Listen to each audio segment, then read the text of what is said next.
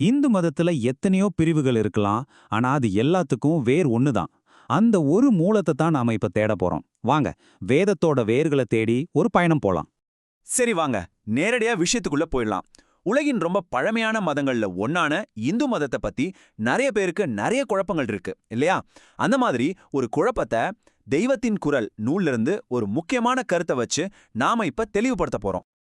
இந்த கேள்வி ரொம்பவே முக்கியமானது. ஏன்னா மேலோட்டமா பார்க்கும்போது இந்து மதம்ங்கிறது ஒண்ணுக்கொன்னு சம்பந்தமே இல்லாத, சில சமயம் முரண்பாடா இருக்கிற மாதிரி கூட தோணும். வாங்க முதல்ல இந்து மதத்துல இருக்கிற ரெண்டு பெரிய பிரிவுகளை பார்ப்போம். இவங்கள பார்த்தா ரெண்டு பேரும் தனித்தனி மதங்கள்னு சொல்ற அளவுக்கு வேறுபாடுகள் இருக்கும். அதுதாங்க சைவம், வைணவம். சைவத்தை பின்பற்றுறவங்களுக்கு சிவன் தான் முழுமுதற் கடவுள். அதே மாதிரி வைணவத்தை பின்பற்றுறவங்களுக்கு விஷ்ணு தான் எல்லாமே. இந்த ரெண்டு பிரிவுகளுக்கும் நடுவுல இருக்கிற வித்தியாசம் வெறும் கடவுள்களோட நிக்கல, அவங்களோட புனித நூல்களும் வேற வேற. ஆனா இதை விட ஆச்சரியமான விஷயம் என்ன தெரியுமா? சைவர்கள் பார்வையில விஷ்ணு சிவனோட பக்தர், ஆனா வைணவர்கள் பார்வையிலேயோ சிவன் விஷ்ணுவோட பக்தர். பாத்தீங்களா எந்த அளவுக்கு ஆழமான வேறுபாடுகள் இருக்குன்னு? இப்படி வேற வேற கடவுள்கள், வேற வேற புனித நூல்கள், ஏன் யார் பெரியவர்ங்கிறதுல கூட ஒரு போட்டி இருக்கும்போது இது ரெண்டையும் எப்படி ஒரே மதத்தோட பகுதின்னு நம்மால சொல்ல முடியும்? இது ஒரு பெரிய கேள்விக்குறிதான் இல்லையா? ஆனா இங்கதான் ஒரு பெரிய ட்விஸ்ட் இருக்கு. இந்த ரெண்டு பிரிவுகளோட புனித நூல்களையும் எழுதின ஆசிரியர்கள் தங்களோட நூல் தான் ஒரிஜினல் சோர்ஸ்னு எங்கேயுமே சொல்லிக்கல. அதுக்கு பதிலா அவங்க எல்லாருமே தங்களுக்கு முன்னாடியே இருந்த இன்னும் ஒரு உயர்ந்த அதிகாரத்தை, ஒரு மூல நூலை நோக்கி கை காட்டுறாங்க. இந்த மேற்கோள் பாருங்க, வேதம் தமிழ் செய்த மாறன் சடகோபன்.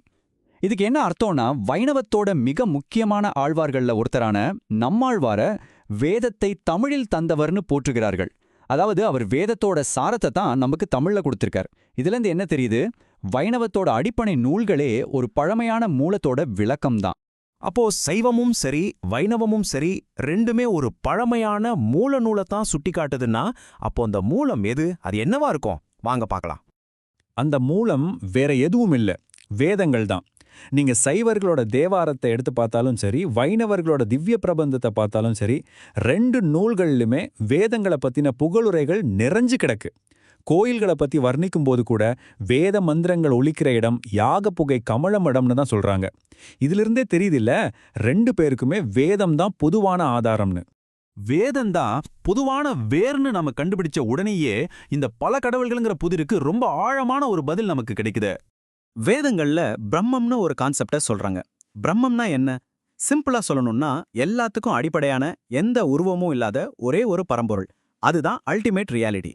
அப்போ சிவன், விஷ்ணு மாதிரியான மற்ற தெய்வங்கள்லாம் யாரு? வேதங்கள் என்ன சொல்லுதுன்னா, அவங்க எல்லாருமே அந்த ஒரே பிரம்மத்தோட வெவ்வேறு பெயர்களும் வடிவங்களும் தான். ரொம்ப இன்ட்ரெஸ்டிங்கா, சில உபனிஷத்துகள் பிரம்மத்தை விஷ்ணுன்னு சொல்லுது, இன்னும் சிலது சிவன்னு சொல்லுது. ஏன் இந்திரன், வருணன் போன்ற தெய்வங்கள் கூட அந்த ஒரே உண்மையோட வெவ்வேறு பெயர்கள்தான்னு சொல்லப்பட்டிருக்கு. ரிக் வேதத்துல வர்ற இந்த ஒரு வரி இந்து மதத்தோட மொத்த கட்டமைப்பையும் புரிஞ்சிக்க நமக்கு கிடைக்கிற ஒரு மாஸ்டர் கீ மாதிரி. ஏகம் சத் விப்ரா பகுதா வதந்தி. இதோட அர்த்தம் உண்மை ஒண்ணுதான், ஆனா அறிஞர்கள் அத பல பெயர்கள்ல சொல்றாங்க. அவ்வளவுதான் விஷயம். இப்போ உங்களுக்கு புரியா? இந்து மதத்தை நாம தனித்தனி மதங்களோட தொகுப்பா பார்க்க வேண்டிய அவசியமே இல்ல. அதுக்கு பதிலா அது ஒரு பெரிய மரமா கற்பனை பண்ணி பார்க்கலாம். இந்த மரத்தை எடுத்துக்கிட்டீங்கன்னா அதோட வேர் தான் வேதங்கள். அந்த வேர்லேருந்து வர்ற உறுதியான அடிமரம் இருக்கே, அதுதான் பிரம்மமுங்கிற ஒரே உண்மை. அப்புறம் சைவம், வைணவம்னு நாம பார்க்குற வெவ்வேறு பிரிவுகள் எல்லாமே அந்த ஒரே அடிமரத்திலேருந்து வர்ற பல கிளைகள் மாதிரி. பாருங்க, கிளைகள் வேணா பல இருக்கலாம், ஆனா வேரும் அடிமரமும் ஒண்ணுதான். இந்த வேற்றுமையில ஒற்றுமைங்கிற பார்வை வெறும் இந்து மதத்தை மட்டும் நமக்கு விளக்கல, இதை நம்மள இன்னும் ஆழமா சிந்திக்க வைக்குது. ஒரு நிமிஷம் யோசிச்சு பாருங்க. இந்த மதத்தோட வெவ்வேறு பிரிவுகளுக்கு வேதங்கள் எப்படி ஒரு பொதுவான வேரா இருக்கோ, அதே மாதிரி ஒருவேளை உலகத்துல இருக்கிற மற்ற பெரிய மதங்களுக்கு கூட இதுவே மூலமா இருக்கலாமோ? என்ன நினைக்கிறீங்க?